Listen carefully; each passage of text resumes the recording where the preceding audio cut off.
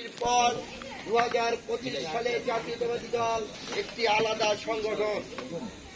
আমাদের পূর্বের সকল ভুল ত্রুটি সংশোধনের সময় হয়েছে এই। তাই আমি আমার বক্তব্য শুরুতে বলতে চাই, আমার প্রিয় সৈনিক যারা আছে, আমরা যখন আন্দোলন সংগ্রাম করেছি অনেকের এখানে দেখেছি, আপনারা আপনাদের পুরস্কার পাবেন। তবে অবশ্যই আমাদের দলটিকে, বাংলাদেশের আমরা যে একটি প্রধান দল, এই প্রধান দলটিকে আমরা আগামীতে আরো সামনের দিকে এগিয়ে নেওয়ার জন্য আমাদের চেয়ারম্যান তারেক জিয়াকে আমরা যে নির্দেশ দেবে সেই নির্দেশ অনুযায়ী আমরা সুশৃঙ্খলভাবে এবং যার যার যে মেধা আছে সেই মেধা প্রয়োগ করে এগিয়ে যাবে।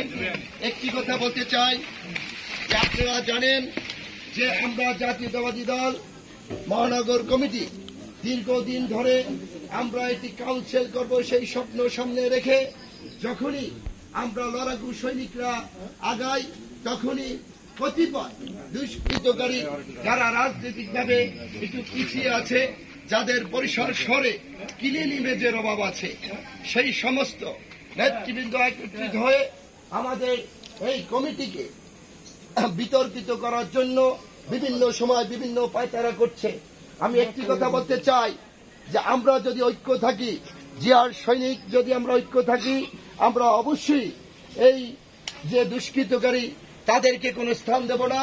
আমরা একটি যোগ্য এবং বরিশালে একটি নিখুঁত ক্লিন ইমেজের আমরা একটি কমিটি করব ইনশাআল্লাহ। কমিটির শুরুতে আমি বলতে চাই, যেহেতু আমাদের নেত্রী আফরোজা খানম নাসরিন এখানে এসেছেন, তিনি ঢাকায় ইতিপূর্বে আমাদের সিনিয়র নেতৃবৃন্দ বিভিন্ন ধরনের দিক নির্দেশনামূলক তাদের সাথে আলোচনা করেছেন। সেই আলোচনায় আমি দুই একটি কথা বলতে চাই।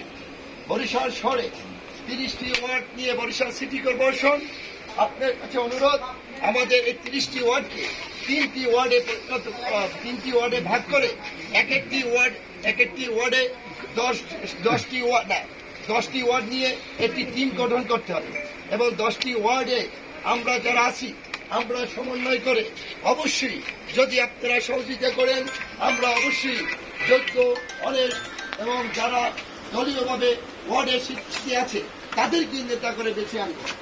আর যারা এখানে আছেন তাদের উদ্দেশ্যে বলতে চাই যে আমাদের তারেক জিয়া বলেছেন যে আমাদের এখানে যারা আওয়ামী লীগের সাথে জড়িত আছে, আওয়ামী লীগের কমিটিতে আছে, তাদেরকে তো নেওয়া হবেই না। পাশাপাশি আমি আরেকটি করা প্রস্তাব রাখছি, যারা এই 5ই আগস্টের পর এই বাংলাদেশে এবং এই বরিশাল জেলায় বিভিন্ন জায়গায় চাঁদা এবং টিডিএর লোকে জড়িত আছে, তারা ওই কমিটিতে আসতে পারে। এই বিএনপির কমিটি একটি নিখুঁত কমিটি থাকে এবং এখানে যা লাগে, আমি একজন পেশাজীবী, আমি একজন শিক্ষক হিসেবে বলতে চাই আপনাদের আমরা জিয়ার আদর্শ সৈনিক হিসেবে বলতে চাই। মহানগরে আমি আছি, আমাদের নেতৃবৃন্দ আছে, আপনারা আসবেন। রাজনীতি করতে হলে কিছু গুণাগুণ থাকতে হবে। রাজনীতি করলে মুখে চাপা আর 17 বছর আমি ছিলাম, এতে রাজনীতি হবে না। রাজনীতি করবে রাজায় আর প্রজায় হবে রাজনীতির ভোটার। আমরা আজকে মিলে গেছি। রাজা যারা আছি তারা রাজনীতি করব, তারা ঘরে উঠে বসে থাকি। আর যারা রাজনীতি করবে না তারা টাকা এবং বিভিন্ন জায়গায় সন্ত্রাস করার জন্য রাজনীতির পদের জন্য এগিয়ে আসে, তাদেরকে দলের স্থান হবে না। দল করতে হলে বক্তব্য জানতে হবে।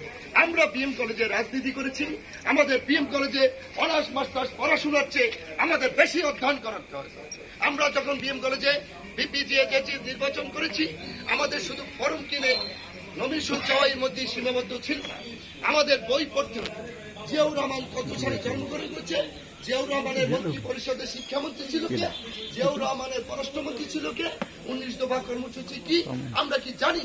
তাই আমি বলতে চাই, আমরা এখানে যারা আছি প্রায় সাবেক ছাত্র নেতা, আপনারা আপনাদের জন্য সবসময় প্রচুর যা লাগে বক্তব্য শিখবেন, অবশ্যই বক্তব্য শিখিয়ে দেবো, লজ্জার কিছু নাই। আমার মনে আছে 1996 সালে বিএম কলেজে যখন ছিলাম তখন অনেক ছাত্র নেতাই আমার কাছ থেকে বক্তব্য লিখে নিত। আজকে সেন্টু মারা গিয়েছে। সেন্টু যখন এই বিএম কলেজের ছাত্র ছিল, নলছিটিতে একটা প্রোগ্রামে সর্বপ্রথম আমি ড্রাফট লিখেছি, সেই বক্তব্য দিয়ে সে নেতা হয়েছিল, বিএম কলেজে ভিপি হয়েছিল। আমরাও ইনশাল্লাহ